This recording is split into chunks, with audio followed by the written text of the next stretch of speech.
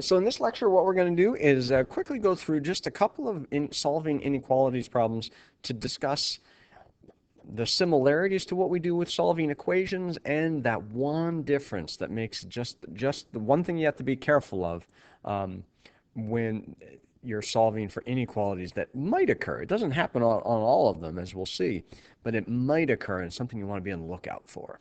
Okay, so it's essentially the same process. We want to use inverse operations, undo each operation, same thing to both sides, with the goal being getting that variable by itself on one side of the inequality symbol, right? We're not going to, not going to introduce a whole bunch of new steps. We're essentially doing the same thing, right? The only difference, and this is where for the folks that have trouble with their signs, you got to really find a way to pay attention to those details, is if you are multiplying or dividing both sides by a negative, inequality symbol turns around. If you're going to multiply or divide both sides by a negative, that means you're going to change the sign of whatever's on that side of the inequality symbol. So you're going to have to turn everything around, right? Because we're no longer dealing with a positive, we're dealing with a negative, or vice versa. Okay? So let's go through it real quick, and I'll show you kind of both ways that we can be doing this. A pen would be nice. Where's my thing here?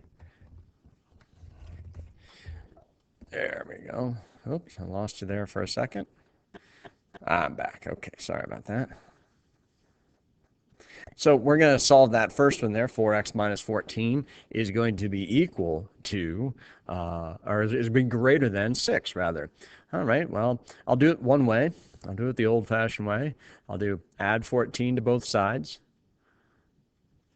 And that becomes 4x is greater than 20. We're never going to change the inequality symbol as a result of adding or subtracting. That doesn't happen, right? And then we're looking at this, and this is where we have to be paying attention to that one difference.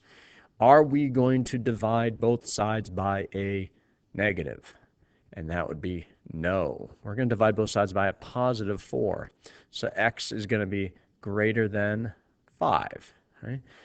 When we got to this stage, when we got to the point at which we're going to divide both sides by something, the number over here was positive, and it stayed positive, right? The other way you could look at this is kind of, even before you do anything, say, all right, well, I know I'm going to be dealing with a positive, dividing by a positive 4 at some point, so I can just do that kind of condensed version down here. The inequality symbol is not going to change, and I'm going to say 6 plus 14, all divided by 4. So that's really going to be x is another more condensed way to show it. Okay. I'm going to just slightly change my pen situation here. Now we're going to this one over here. And again, we always want to follow that same process that we were dealing with when we were dealing with equations. One way to do this is to talk about our circles and rainbows.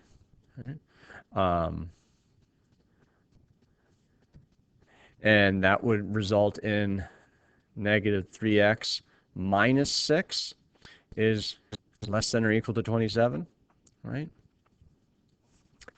So I know at some point here, this inequality symbol is going to change. I'm looking at this and saying, okay, at some point, I'm going to divide by a negative 3. So I'm just going to try to remember that as we proceed. But again, let's do it one way, and then we can maybe present it the other way, see if that works as well. We're going to add 6 to both sides. Again, that's not going to change as a result of me adding anything.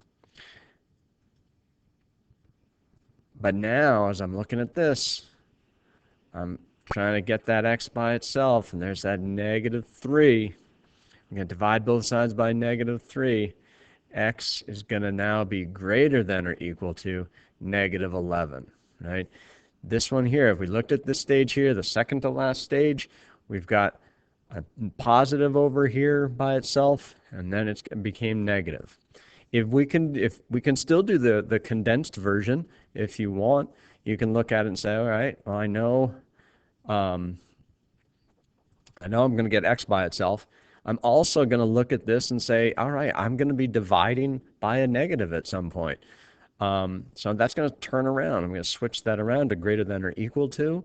And then, just like we always have done, we put 27 plus 6 in parentheses, divide it all by 3, and x is going to be greater than or equal to negative 11.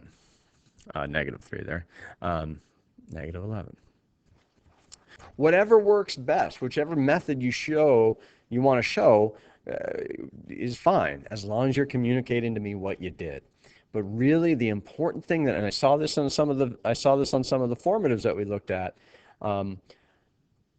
One, I saw people just throw equal signs in at the end, and that's something that I need to see. I need to see that inequality symbol if I want to try to figure out how much you understand this. If I don't see an inequality symbol, I don't know how well you understand it. If it, all of a sudden the thing that starts as an inequality magically becomes an equation,